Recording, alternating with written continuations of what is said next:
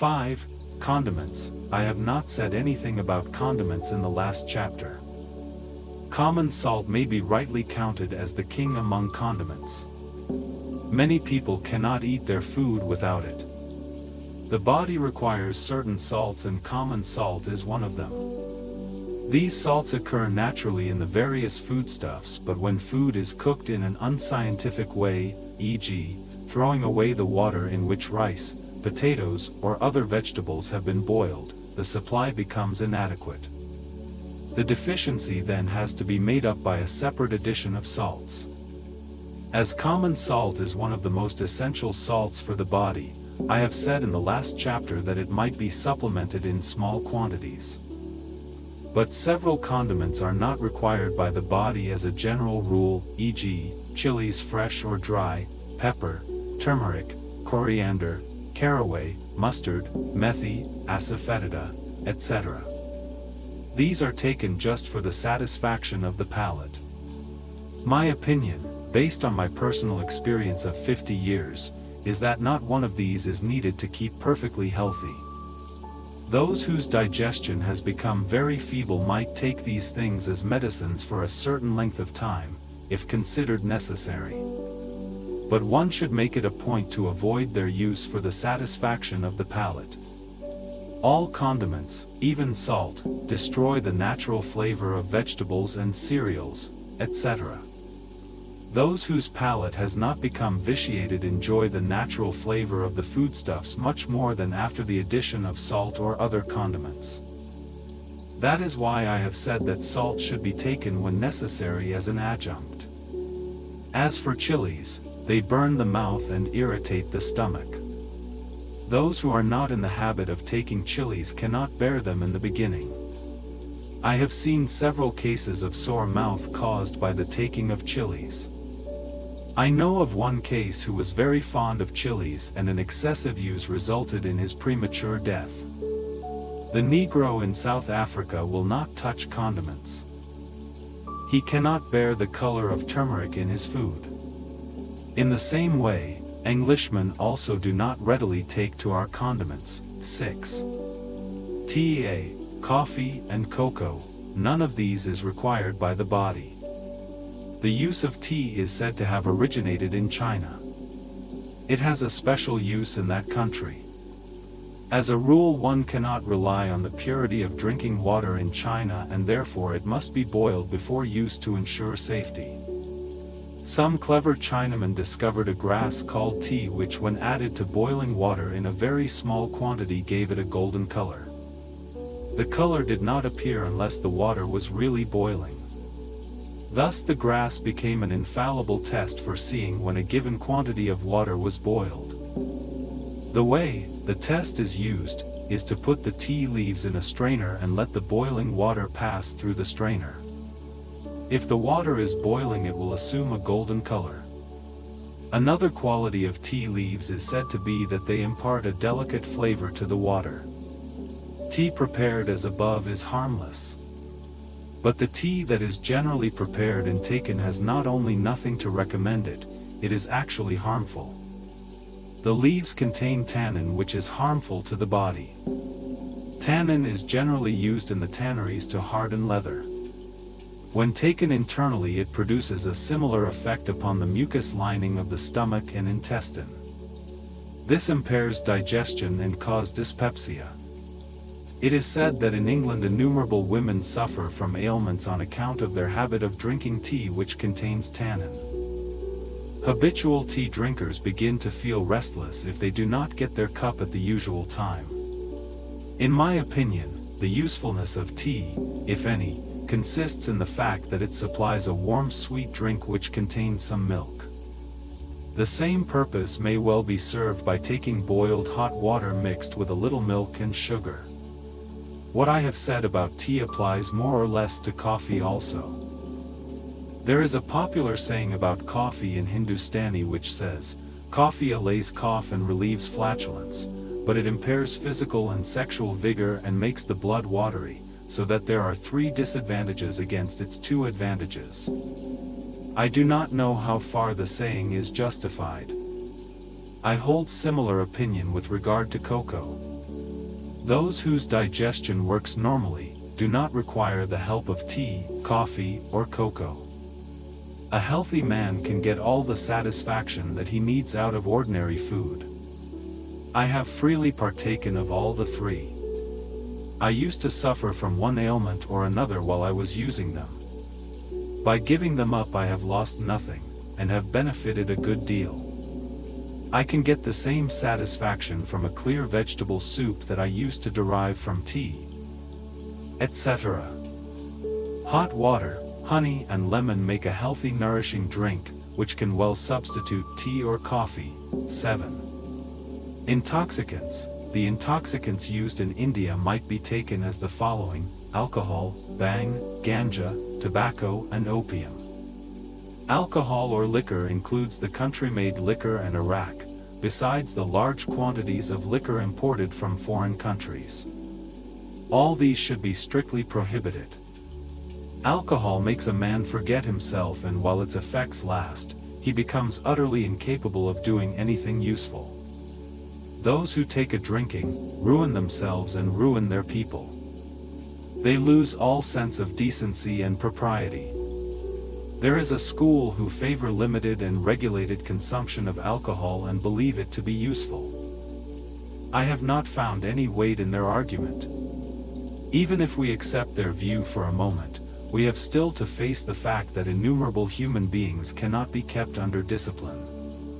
Therefore it becomes our duty to prohibit alcoholic drinks, even if it were only for the sake of this vast majority.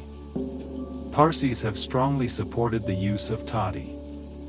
They say that although toddy is an intoxicant, it is also a food and even helps to digest other foodstuffs. I have carefully examined this argument and have read a fair amount of literature pertaining to this subject. But I have been a witness of the terrible straits to which toddy reduces the poor, and therefore I have come to the conclusion that it can have no place in man's food. The advantages, attributed to toddy, are all available from other foodstuffs. Toddy is made out of khajuri juice. Fresh khajuri juice is not an intoxicant. It is known as nira in Hindustani, and many people have been cured of their constipation as a result of drinking nira. I have taken it myself, though it did not act as a laxative with me. I found that it had the same food value as sugarcane juice. If one drinks a glass of nira in the morning instead of drinking tea, etc., he should not need anything else for breakfast. As in the case of sugarcane juice, palm juice can be boiled to make palm jaggery. Khajuri is a variety of palm tree. Several varieties of palm grow spontaneously in our country. All of them yield drinkable juice. As nira gets fermented very quickly, it has to be used up immediately and therefore on the spot. Since this condition is difficult to fulfill except to a limited extent in practice, the best use of nira is to convert it into palm jaggery. Palm jaggery can well replace sugarcane jaggery. In fact, some people prefer it to the latter. One advantage of palm jaggery over sugarcane jaggery is that it is less sweet and therefore one can eat more of it. The All Indian Village Industries Association has done a great deal to popularize palm jaggery, but much remains to be done. If the palms that are used for making toddy are used for making jaggery, India will never lack sugar and the poor will be able to get good jaggery for very little money. Palm jaggery can be converted into molasses and refined sugar. But the jaggery is much more useful than refined sugar. The salts present in the jaggery are lost in the process of refining. Just as refined wheat flour and polished rice lose some of their nutritive value because of the loss of the pericarp, refined sugar also loses some of the nutritive value of the jaggery. One may generalize that all foodstuffs are richer if taken in their natural state as far as possible. Taking of toddy, I naturally began to talk of nira, and from that I went on to the topic of jaggery. But let us return to liquor for the moment. None of the public workers perhaps have the same bitter experience of the evils of drinks as I have had. In South Africa, most of the Indians going there as indentured laborers were addicted to drinking. The law there did not in my time permit Indians to take liquor to their houses except under a medical certificate. They could go to the drinking booths and drink as much as they liked. Even the women had fallen victims to this evil habit. I have seen them in a most pathetic condition. One who has seen those scenes near the public bars will never support drinking. African Negroes were not given to drinking originally. Liquor may be said to have simply ruined them. Large numbers of Negro laborers are seen to waste all their earnings in drinking so that their lives become devoid of any grace. And what about Englishmen? I have seen respectable Englishmen falling in the gutter under the effect of alcohol. There is no exaggeration in this statement. During the war many Englishmen had to leave the Transvaal. Some of them were taken in my home. One of them was an engineer and a good man in every way, when not under the effects of alcohol. He was a theosophist. Unfortunately, he was addicted to drink and lost all control over himself when he was drunk. He tried hard to give up the habit, but as far as I know he never succeeded. On my return from South Africa to India I had a similar painful experience of the evils of drink. Several princes have been and are being ruined by liquor. What applies to them applies more or less to many a rich youth. 8. Opium. The criticism leveled against alcohol applies equally to opium, although the two are very different in their action. Under the effects of alcohol a person becomes a rowdy, whereas opium makes the addict dull and lazy. He becomes even drowsy and incapable of doing anything useful.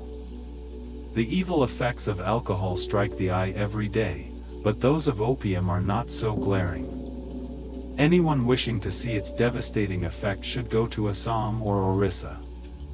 Thousands have fallen victims to this intoxicant in those provinces. They give one the impression on living on the verge of death. But China is said to have suffered the most from the evils of opium. The Chinese possess a better physique than the Indians. But Chinese addicted to opium look miserable and more dead than alive. An opium addict will stoop to anything in order to procure his dose of opium. Several years ago, what is known as the Opium War took place between China and Great Britain. China did not wish to buy opium from India. But the English wanted to impose it on China. India was also to blame in that several Indians had taken opium contacts in India. The trade paid well and the treasury received crores of rupees as opium revenue. This was obviously an immoral trade and yet it went on flourishing. Finally, as a result of a mighty agitation in England, it was stopped. A thing of this type, which simply ruins people, should not be tolerated for a single minute. After having had my say on opium as an intoxicant, I must admit that its place in materia medica is incontestable. It is impossible to do without this drug as a medical agent. But that can be no reason for using it as an intoxicant. Opium is a well-known poison and its use as an intoxicant should be strictly prohibited. 9. Tobacco. Tobacco has simply worked havoc among mankind. Once caught in its tangle, it is rare to find anyone get out again. The use of tobacco is prevalent all over the world in one form or another. Tolstoy has called it the worst of all intoxicants. This verdict of that great man should command our attention and respect. He had freely indulged in the use of tobacco and alcohol in his early days and was familiar with the harmful effects of both. I must admit, however, that in spite of this, I cannot talk about the evils of tobacco with the same authority knowledge as in the case of alcohol and opium. But I can certainly say that I am not aware of a single advantage occurring from the use of tobacco. Smoking is an expensive habit. I know of an Englishman who used to spend £5, i.e., 75 rupees on tobacco every month. His monthly earnings were £25, so that he smoked away 1/5 of his monthly income. Tobacco smokers become callous and careless of others' feelings. Non-smokers generally cannot bear the smell of tobacco smoke, but one often comes across people in railway trains and tramways who just go on smoking, heedless of feelings of their neighbors. Smoking causes salivation, and most smokers have no hesitation in spitting anywhere. Tobacco smokers' mouths emit a foul smell. Probably tobacco kills the finer feelings, and perhaps it is to this end that men take to smoking. There is no doubt that tobacco is an intoxicant, and while under its effects one forgets one's worries and misfortunes. One of Tolstoy's characters had to do a ghastly deed. Tolstoy makes him drink liquor at first. The man was to murder someone. In spite of the effects of liquor, he hesitated to do so. Lost in thought, he lights a cigar and begins to smoke. As he watched the smoke curling up, he exclaimed, "What a coward I am! When it my duty to commit this murder, why should I hesitate to do so? Get up, go ahead, and do your job." Thus his wavering mind finally decided to commit it. I know, this argument is not very convincing. All smokers are not bad men. I know that millions of smokers seem to live ordinary, straightforward lives. All the same, the thoughtful should ponder over the above quotation. What Tolstoy perhaps means is that smoker keeps on committing minor crimes which generally pass unnoticed. In India, people use tobacco for smoking, snuffing, and also for chewing. Some believe that snuff produces a beneficial effect, and they use it under the advice of Veds and Hakims. I think that it is not necessary. A healthy man should never have such requirements. As for chewing tobacco, it is the dirtiest of all the three ways in which tobacco is used. I have always maintained that its usefulness is a mere figment of the imagination. I have found no reason to change my opinion. There is a popular saying in Gujarati which says, "All the three are equally guilty. The smoker fills his house with smoke, the chewer dirties every corner, and the snuffer his clothes." Tobacco chewers, if they are sensible, keep a spittoon at hand. But the vast majority spit on the floor, in the corners, and on the walls unabashed. The smoker fills his house with the smoke and runs the risk of its catching fire, and he who takes snuff soils his clothes.